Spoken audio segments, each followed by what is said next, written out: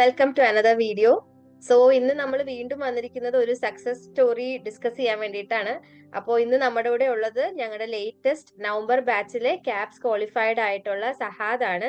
Hi, welcome സഹാദ്. Hello, hi, welcome. എന്ത് തോന്നുന്നു ഇപ്പോ? സന്തോഷം. ഒത്തിരി നാളത്തെ ഒരു പരിശ്രമത്തിന്റെ ഒരു നല്ലൊരു റിസൾട്ട് കിട്ടി അല്ലേ?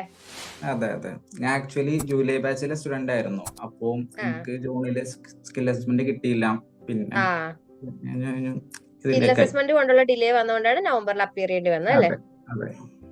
അപ്പൊ ഒരു ബാക്ക്ഗ്രൗണ്ട് ഒന്ന് പറയാവോ? ഏതാണ് കോളേജ് പഠിച്ചതൊക്കെ?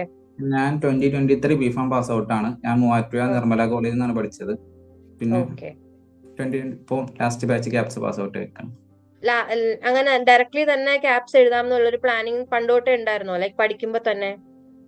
പഠിക്കുന്ന ടൈമിൽ നമ്മളെ വേറൊരു ഇൻസ്റ്റിറ്റ്യൂട്ട് ഇത് ചെയ്തായിരുന്നു. അപ്പോഴാണ് നമ്മൾ ക്യാപ്സിനെ കുറിച്ച് അറിയുന്നതും അങ്ങനത്തെ. പിന്നെ ഒരു ഫ്രണ്ട് വഴിയാണ് എലൈറ്റ് ഇത് ചെയ്തത്. ആ ഫ്രണ്ടും ഇപ്പൊ എലൈറ്റ് പാസ്സായിട്ടുണ്ട്. അവനും ഇവിടെ തന്നെ പഠിച്ച് പാസ്സായി, സെയിം നവംബറിൽ തന്നെ. ഓ, രണ്ടുപേരും നിങ്ങൾ ഒരുമിച്ച് പഠിച്ചാണ്, ക്ലാസ്മേറ്റ് ആണല്ലേ? അതെ അതെ. Okay okay. സോ എങ്ങനെ ഉണ്ടായിരുന്നു എലൈറ്റിന്റെ കൂടെയുള്ള ജേർണി? ക്യാപ്സിന്റെ ജേർണി എങ്ങനെ ഉണ്ടായിരുന്നു? നല്ലതായിരുന്നു. നമ്മുടെ ക്ലാസ് ആണെങ്കിലും മെറ്റീരിയൽ ആണെങ്കിലും എല്ലാം നല്ലതായിരുന്നു. ഞാൻ ലൈവ് ക്ലാസ് കയറാറുണ്ടായില്ല. ഞാൻ റെക്കോർഡ് ക്ലാസ് ആണ് മോസ്റ്റ്ലി. നമുക്ക് അത്രയും മണിക്കൂർ നമുക്ക് ഒരുമിച്ച് സ്പെൻഡ് ചെയ്യാൻ പറ്റാത്തതുകൊണ്ട് മൈൻഡ് ഇതായി പോവല്ലോ. അപ്പൊ ഞാൻ റെക്കോർഡ് ക്ലാസ് ആയിരുന്നു കൂടുതൽ കണ്ടുകൊണ്ടിരുന്നത്. പിന്നെ ലാസ്റ്റ് ആയപ്പോൾ പിന്നെയും ലൈവ് ക്ലാസ് കണ്ടു തുടങ്ങിയത്. നല്ല ക്ലാസ് ആണ്. നമ്മുടെ മെറ്റീരിയൽ ആണ് നല്ലതാണ്, മോക്ക് നല്ലതാണ്. ഇതെല്ലാം ചെയ്ത. അപ്പൊ ഇപ്പൊ കറന്റ്ലി വർക്കിംഗ് ആണോ?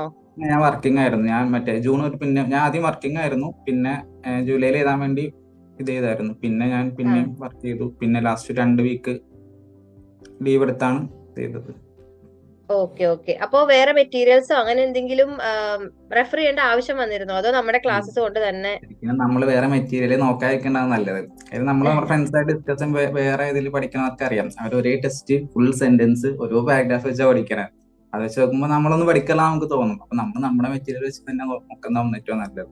അതെ, നമുക്ക് എലൈറ്റിൽ എനിക്ക് തോന്നുന്നു നമുക്ക് ജയിക്കാൻ വേണ്ടിട്ട് എന്താണോ അത് മാത്രമാണ് പഠിക്കുന്നത്. ജസ്റ്റ് രക്ഷപ്പെട്ടു പോകാനുള്ള പരിപാടിയാണല്ലേ? അത് മതി. കാര്യം ഒരേ ടെസ്റ്റ് ഫുള്ള് അതേ ഫുൾ പേജ് പഠിപ്പിക്കണ വേറെ അക്കാഡമിക്സ് ഉണ്ട്.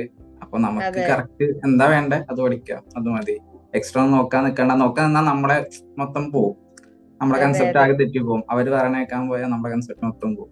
ഒത്തിരി പഠിച്ചു കഴിഞ്ഞാൽ എല്ലാം മറന്നു പോകണ ഒരവസ്ഥയായിരിക്കും അല്ലെ? എല്ലാം ഒരു പുകമറാന്ന് പറഞ്ഞ അവസ്ഥയായിരിക്കും. അതെ, നമുക്കിപ്പോ എല്ലാം കറക്റ്റ് എന്താ പഠിക്കണ്ടേ അത് നമ്മൾ പഠിപ്പിക്കണ്ടേ. എക്സ്ട്രാ ഒന്നുമില്ല. പിന്നെ അവരുടെ ക്ലാസ് എടുക്കുമ്പോ അറിയാലോ, മാം കാണിക്കണ വേറെ മാമിന്റെ എക്സ്പീരിയൻസ് പറയലും സാറിന്റെ ഇത് പറയലും നേരെ MSc കയറി എന്താന്ന് കറക്റ്റ് എടുത്ത് പറയല്, അങ്ങനത്തെ ഒരു ഇതുണ്ട്. അവരവിടെ വർക്ക് ചെയ്യണോണ്ടുള്ള അതിന്റെ ഒരു അഡ്വാൻറ്റേജ് ഉണ്ട് നമുക്ക്.